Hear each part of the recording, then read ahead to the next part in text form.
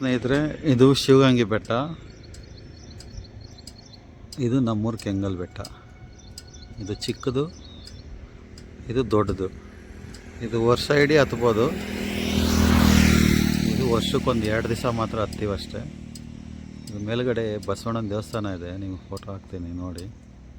ತುಂಬ ಚೆನ್ನಾಗಿದೆ. ವರ್ಷಕ್ಕೊಂದ್ಸಲಿ ಪೂಜೆ ಮಾಡೋಕ್ಕೆ ಮಾತ್ರ ಹತ್ತಾರೆ. ಕೆಲವೊಂದು ಸಲ 2 ಸಲ ಹತ್ತಾರೆ ವರ್ಷಕ್ಕೆ.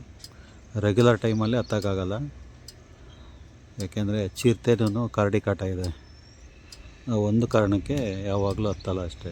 ವರ್ಷಕ್ಕೊಂದ್ಸಲ ಎಲ್ಲರೂ ಗುಂಪಾಗಿ ಹೋಗಿ ಮೇಲ್ಗಡೆ ಪೂಜೆ ಮಾಡಿಕೊಂಡು ಅಲ್ಲೇ ಪ್ರಸಾದ ಮಾಡಿ ಊಟ ಮಾಡ್ಕೊಂಡು ಬರ್ತಾರೆ. ನೋಡಿ, ಸ್ವಲ್ಪ ಹತ್ರ ಬಂದಿದ್ದೀನಿ ಈಗ. ನೋಡಿ, ಇಲ್ಲಿ ಮಂಟಪ ಕಾಣಿಸುತ್ತೆ. ಅದು ಮೇಲ್ಗಡೆ ದೇವಸ್ಥಾನ ಇದೆ, ಬಾವುಟ ಆಗ್ತಾ ಇದೆ. ಸ್ವಲ್ಪ ಕ್ಲಾರಿಟಿ ಕ್ಲಿಯರ್ ಇಲ್ಲ ಮೊಬೈಲಿಂದ.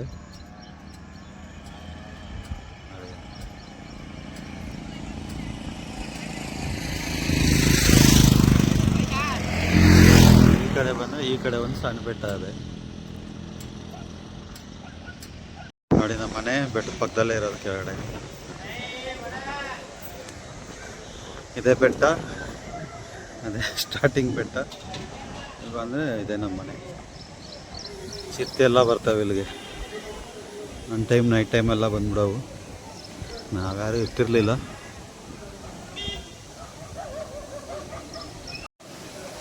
ನೋಡಿ, ಇಲ್ಲೊಂದು ಬೆಟ್ಟ ಕಾಣಿಸಲ್ಲ. ಇಲ್ಲೊಂದು ಬೆಟ್ಟ, ಮರ ಅಡ್ಡಾಡಿ, ಅದು ಕೆರೆ. ನಮ್ಮದೊಂದು ಚಿಕ್ಕೂರು,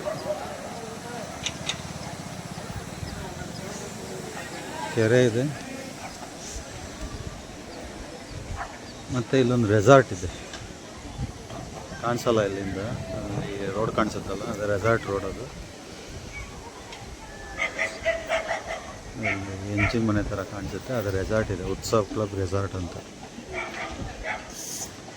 ಇಷ್ಟೇ ನಮ್ಮೂರು ಸುತ್ತ ವ್ಯೂ.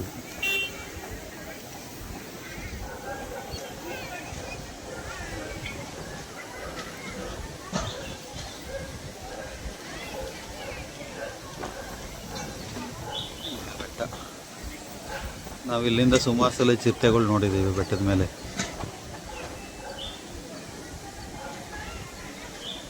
ಓಕೆ ಫ್ರೆಂಡ್ಸ್, ಇದು ನಮ್ಮೂರಿನ ಸುತ್ತಮುತ್ತ ಇದು ನಮ್ಮೂರು.